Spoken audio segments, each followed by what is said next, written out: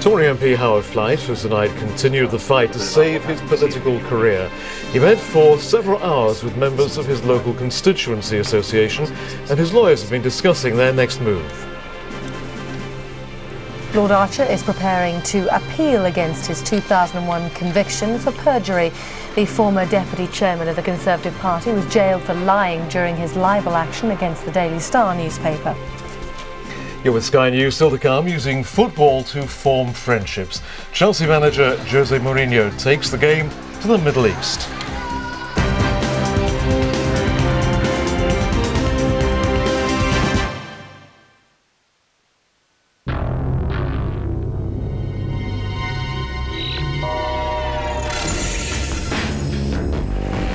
Rebellious hair? Tame it with new Shockwave's Extrovert One Night Wonder Wax or One Night Wonder Gel. Extreme control for any style you want. Easy to apply, extreme lasting control, and easy to wash out. One Night Wonder Wax, One Night Wonder Gel, and many more. Shockwave's style made for connection from Weller. More responsive. More agile. More refined.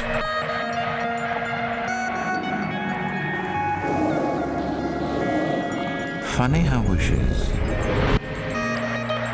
are always granted in threes.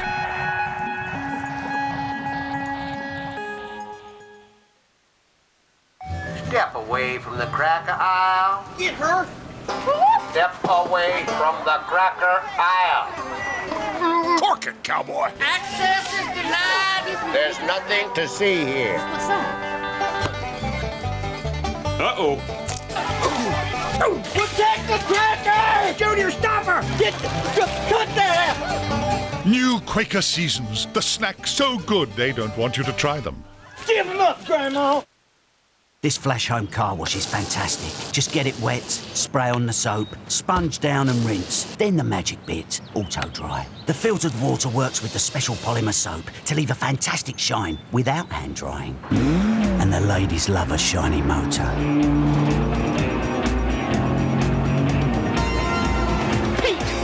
Pete! Mum's ready to go home now. Sorry, love. I was miles away. Flash Home car wash, the easy way to a Flash motor. No one predicted that in the year 2005 we'd have satellite TV, mobile phones and monkeys for servants. However, it was predicted that by now Britain would have conquered the moon and that the Millennium Dome would be a huge success. Yes, if you love crap predictions and the people who make them, watch the show that Nostradamus called Unmissable. I think I'll have my Brazilian now. Angus Deaton counts down the world's 50 most terrible predictions. Tomorrow at 9, Sky 1. Now then, once the pride of Russia, many of the country's most fabulous palaces are now falling into disrepair. Some are being snapped up by the nation's new rich, but modern versions are springing up as well. Sky's Lawrence Lee reports from St. Petersburg. Seen in one dimension, St. Petersburg sparkles like an 18th century diamond. You can't go anywhere here without bumping into some of the finest looking architecture in the world. And yet, much of it is just a false front. It's estimated that out of 1,500 buildings described as palaces, some 90% are derelict or on the way. When film directors want to portray Berlin in 1945, they come here to do it. How embarrassing. Peter the Great, after whom St. Petersburg is named, also founded Russia's navy, and after his death in the 18th century, this enormous complex was used as a giant navy stores, which means that it's about as important to Russia's military history as Greenwich is to Britain's. Hard to believe then that a country as passionate about its military as Russia could have allowed this to happen to a building like this. With the state having failed St. Petersburg, it's fallen to Russia's new giants to snaffle the palaces themselves. Roman Abramovich owns one of these. The oil company Lukoil has this one. And so some are being repaired, but at the same time they're off limits to the public. This glorious place once belonged to the Romanov dynasty. Now it's in the hands of a Moscow modelling agency, though it's evident nobody's home and nothing's been done to restore it. It's all enough to make the locals furious. You don't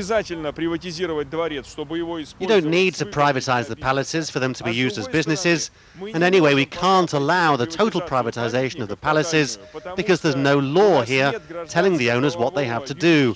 It means they can do whatever they want, demolish or rebuild.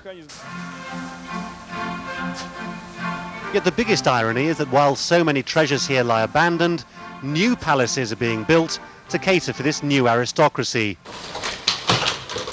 On the planning board, the biggest construction of Tsarist-style palaces since the revolution. You could call it keeping up with the Joneskis. Flat in St. Petersburg, good flat, cost about $1 million, $2 million. And one of our clients, he sold his flat here in St. Petersburg. He sold countryside house, and for this money, buy one house for $1.2 million. So, as usual in Russia, heritage is betrayed in favour of the new. Everything here is a copy of the original.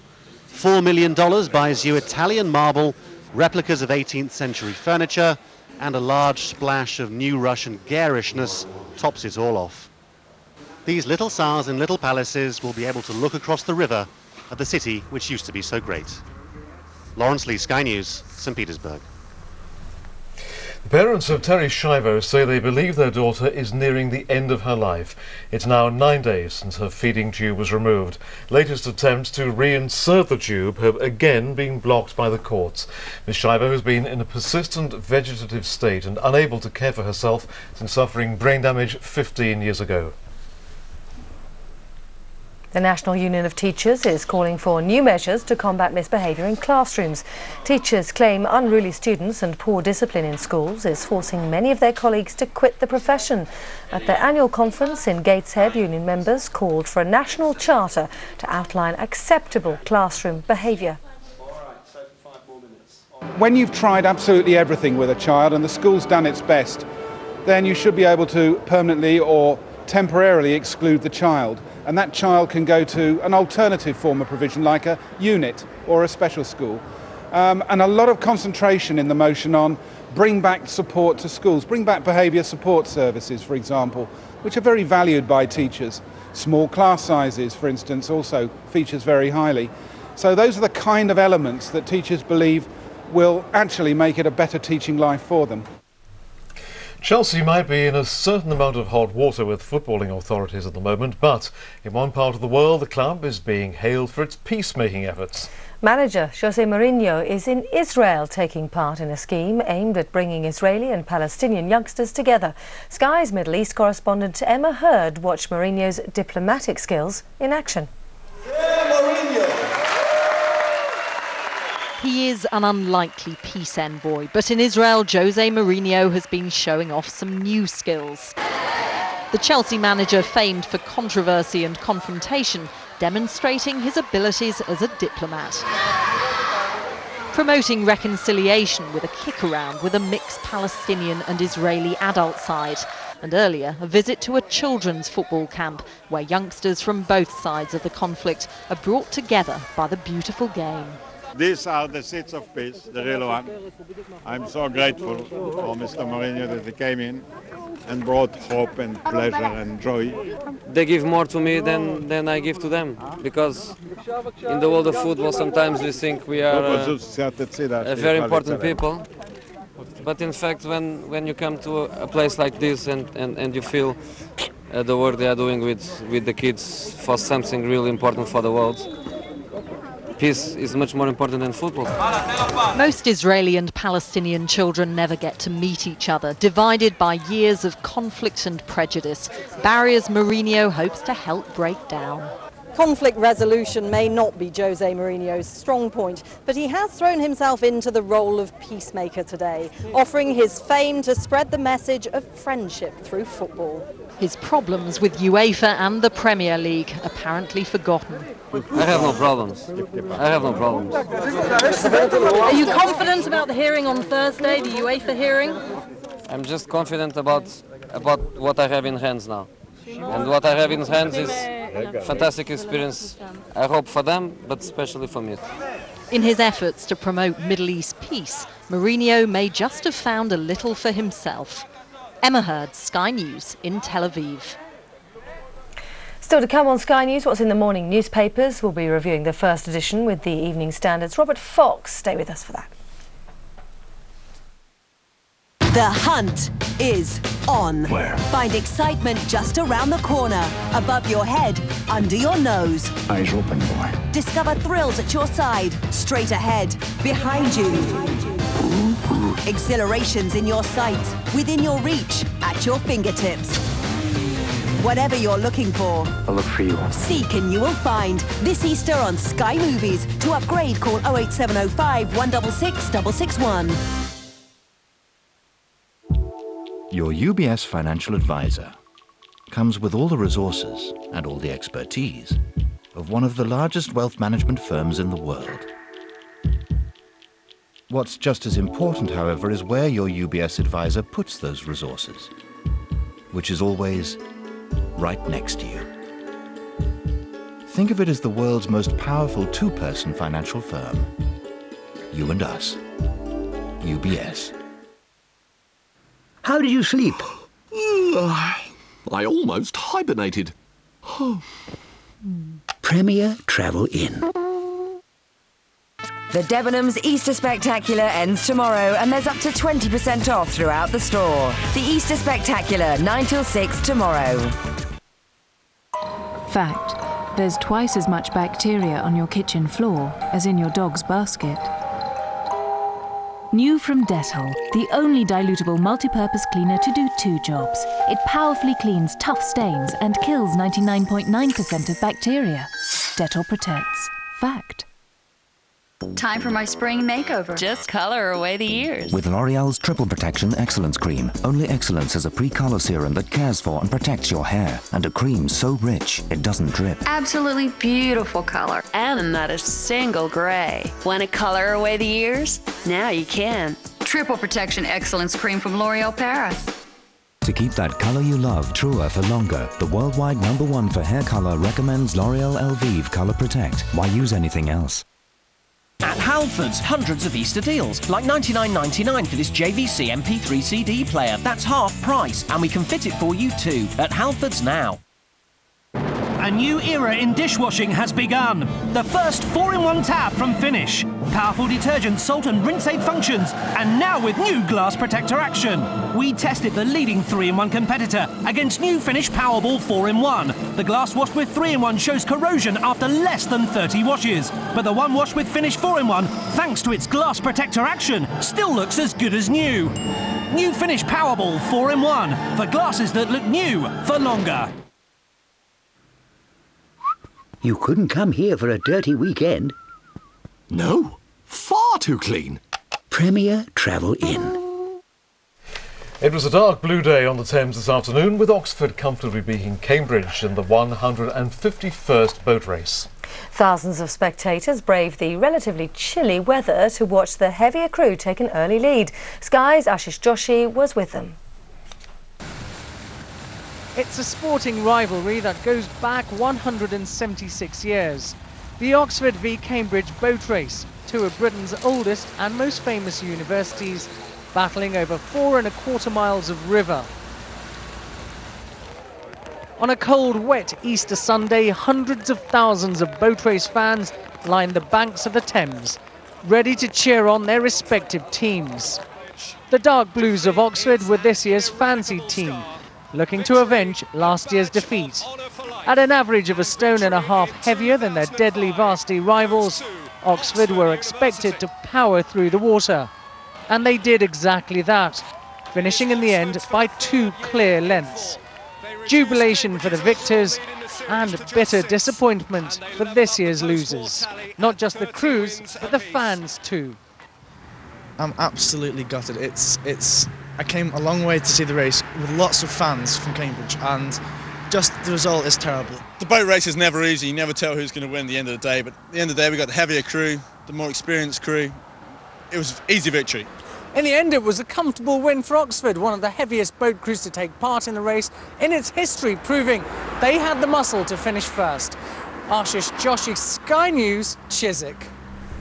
Let's update with our top stories this hour. The Pope has delighted Catholics this morning by appearing at the balcony overlooking St. Peter's Square in Rome during Easter Sunday Mass. Although he was unable to speak the blessing, the 84-year-old pontiff remained at the window for nearly 15 minutes.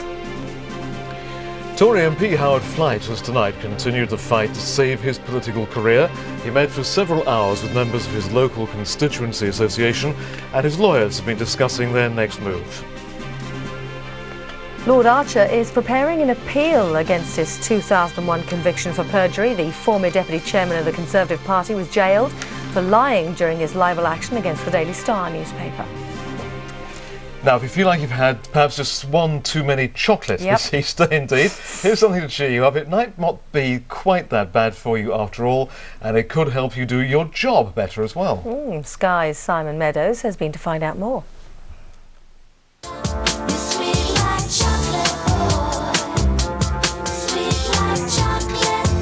It's sweet, it's sticky, and though you may pay for it on your waistline, chocolate can apparently do you a power of good in the workplace. Chocolate maker Hannah Saxton runs team-building workshops from her home in London's Notting Hill. And it seems firms are keen to throw everything into the melting pot to bring out the best in their staff. Chocolate releases kind of good chemicals in your brain, so whilst they're making it, they're all sort of like really connecting well because it's making them feel so great. And it's just something like really creative to do, and it's almost like, you know, when they're cutting and dipping, it's almost like they're becoming children again as well.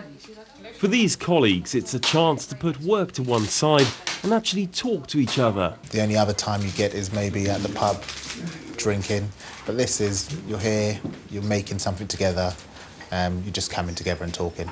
It doesn't feel like work, it feels like a good time, which is a lot better. There seems to be more eating than making of the chocolate products here. What do you reckon of that? Definitely. Yeah, you eat a lot. I think I've eaten too much though. If you've ever felt guilty about your chocolate consumption, take heart. Hannah can get through 50 kilos of chocolate a month for her corporate workshops. But will it keep the boss happy? You might find that your staff come back slightly less healthy because they've been eating so much chocolate. That's not true, that's not true. No, because actually eating a little bit of dark chocolate every day is very good for you. It's got loads of, chocolate's got almost like every single vitamin and mineral in it. And also it's got antioxidants in it. So, you know, having a little bit of chocolate, I'm not saying you should eat loads and loads of it, because, you know, everything in moderation, but having a little bit of chocolate every day is very good. And with supermarkets reporting a boom in chocolate egg sales, it seems many of us will be overindulging this Easter. Simon Meadows, Sky News. Well, let's take a look now at the morning newspapers. We'll start off with The Independent, which devotes its entire front page to the upcoming elections in Zimbabwe, reporting that a senior clergyman in the country has called for a popular mass uprising to overthrow President Mugabe. The FT carries a picture of supporters of Zimbabwe's MDC opposition party. It also suggests that Michael Howard is to go on the offensive in an attempt to regain political momentum following the Howard Flight fiasco. Let's look at The Sun. Drunk Vic's hit and run shame, reads their headline. The comic Vic Reeves has been charged with drink driving after crashing into a neighbour's car and then fleeing the scene. The Times reports that radical government plans would see the end of the family doctor, replacing them with super surgeries. The ailing Pope's Easter Sunday appearance at the Vatican is pictured. A photograph of the pontiff also graces the front page of The Guardian, as does Michael Howard's continuing problems. A report that a rise in postal votes in the upcoming election could lead to fraud makes the headlines too. The Mail leads with a story that millions of customers were left empty-handed after a computer glitch caused Barclays cash machines to crash with a switch to British summertime. And the Express headline is a story that we've been covering all day here on Sky News. A leading churchman has called for Prince Charles to make an apology for adultery before his wedding next month. The Star concentrates on the BBC rating success of the new Doctor Who series, apparently exterminating the ITV opposition. Well, joining us now to review the first editions is the Evening Standard special correspondent Robert Fox. Good to see you once again, Robert. And you're starting off with that dramatic front page of The Independent. It's a big claim, isn't it? It's the Roman Catholic Archbishop of Bulawayo, the most Reverend Pius Kube, really calling for the kind of peaceful uprising that has been seen in Ukraine. He's calling for a sort of orange revolution because he said no way is the opposition going to win the parliamentary elections on Thursday through the ballot box? It's time for him to go. But this is a message that does seem to be sort of catching fire as to whether it will lead to anything. All the other papers, the major papers, pick up on this with picture stories. They're very, very careful. I guess it must be quite difficult to cover it still, given the restrictions. But I think there is something very important in that we've seen this going on in Lebanon, people power. We've seen it in Kyrgyzstan just before the weekend. I think it's going to be very difficult for people like Thabo Mbeki to go on saying, well, he's part of the old, Mugabe, part of the old frontline tradition, he's the one that fought the fight, therefore we support him. And I think there is a lot of naming and shaming which is going to go on, and it's going to have a very dramatic effect within 1 week or 10 days. Because the other thing, I would say by association, I may have gone completely off the point, but of course they're going to bring down the report on Kofi Annan and oil for food. And if they finger his son, and if they finger the speculation in the papers again tonight, not unrelated to the people power that the Archbishop is talking about in Zimbabwe, yes, the people's voices are being held, and I think that Mr. Annan may find it very difficult to hang on to his job. How fair is it, though, for Archbishop Nkube to ask this of a very poor group of people? I mean, they have no infrastructure, they have no organisation. Mugabe's not known for his compassion, is he? They're going to be penalised individually if they stand up like that. Well, I think that the Archbishop has a lot of background, as you say, and that is not in terms of criticism. He is the Archbishop of Bulawayo, and he refers back to the terrible happenings in Matabeleland, the area he comes from, in the 1980s, when ZANU-PF, by all accounts, went in there and just crushed and killed a lot of people, which absolutely cemented their power. And so there is a lot of form. A cleric coming to the end of his office, the end of his life, may be like this.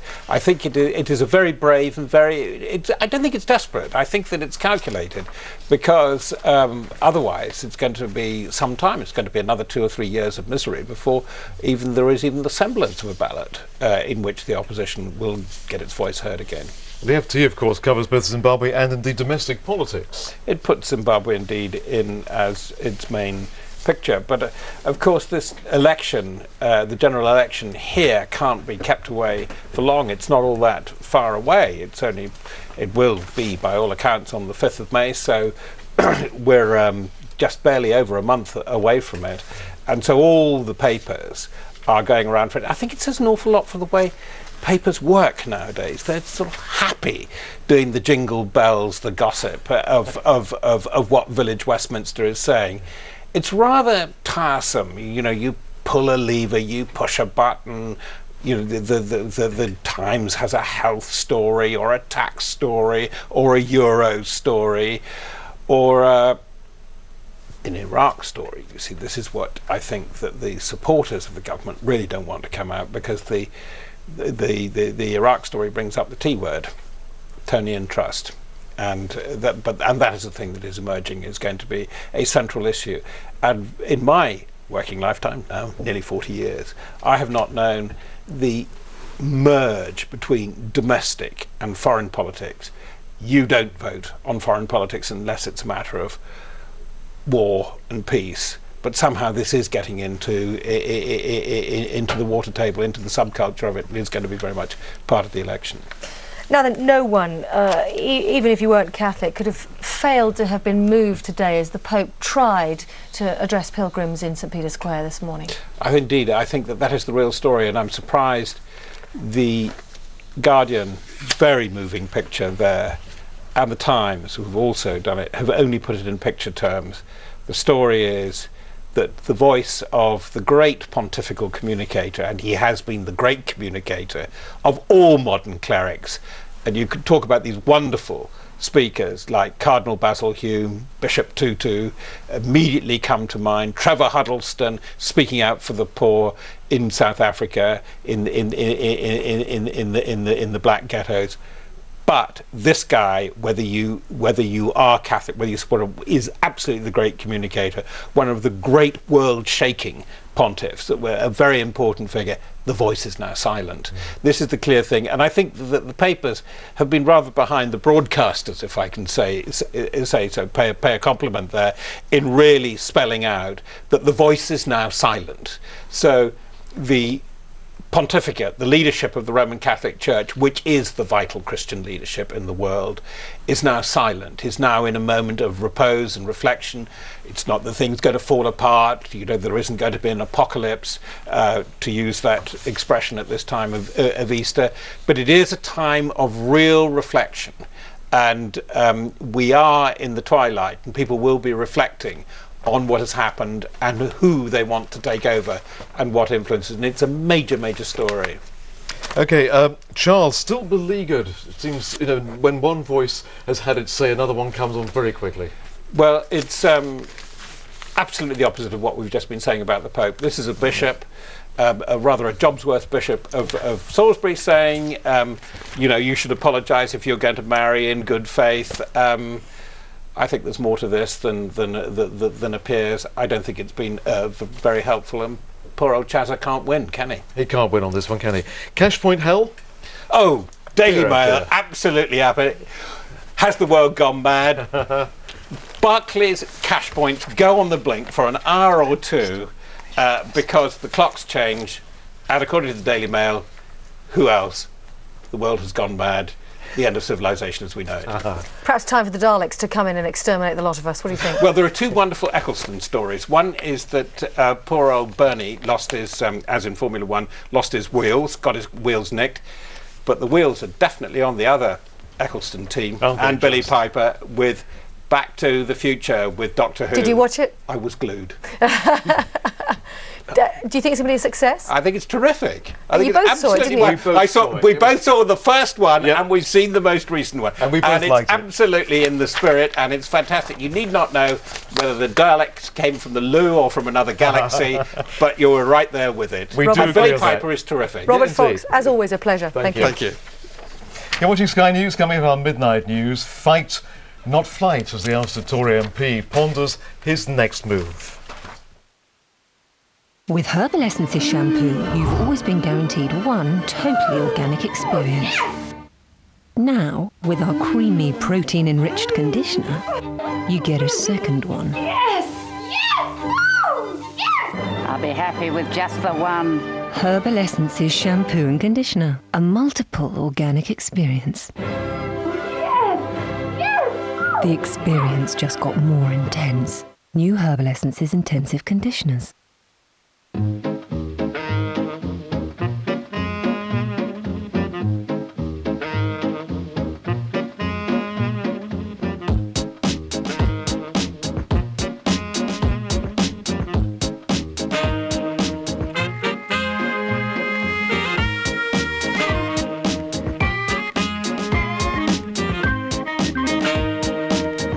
Thousands of new spring limes, now at John Lewis. 40 years! I've had my no-claim bonus for 40 years! Oh dear. If only he'd insured his car with More Than. Yeah. Unlike other insurers, when you protect your maximum no-claim bonus with More Than, we promise to keep it protected for life. That's lucky. However many claims you make. And you could save up to 40% when you switch. Yeah. 40! That's more than lucky. To protect your maximum no-claim bonus for life, call us now or buy online at morethan.com. Step away from the cracker aisle. Get her! Step away from the cracker aisle. Cork it, cowboy. Access is denied! There's nothing to see here. What's that? Uh-oh. Protect the cracker! Junior, stop her! Cut that! New Quaker Seasons. The snack so good they don't want you to try them. Give them up, Grandma! Save £20 on this self-propelled petrol mower. It's price reversed to under £130. Knew you'd be pleased. One more round. Dig deep. Come on, do it for yourself.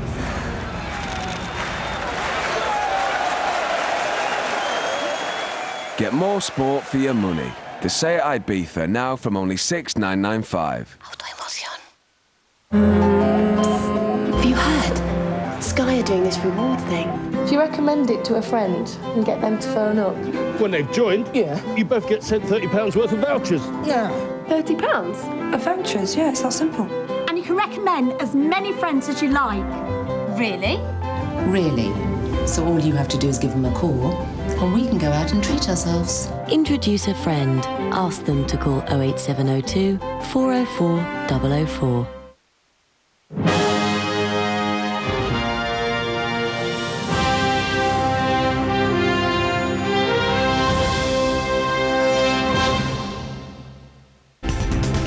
An Easter blessing the Pope defies fading health to appear before thousands of pilgrims in Rome. Sacked Tory plots with constituency supporters to save his career.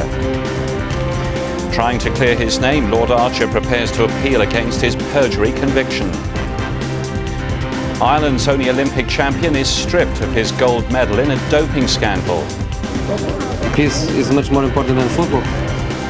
And Mourihno's mission, Chelsea manager takes time out to help the Middle East peace process. Sky News with Michael Watkins. Good morning. He looked frail and was barely able to speak, but the Pope yesterday battled his illness to bless Easter Sunday pilgrims in St. Peter's Square. He appeared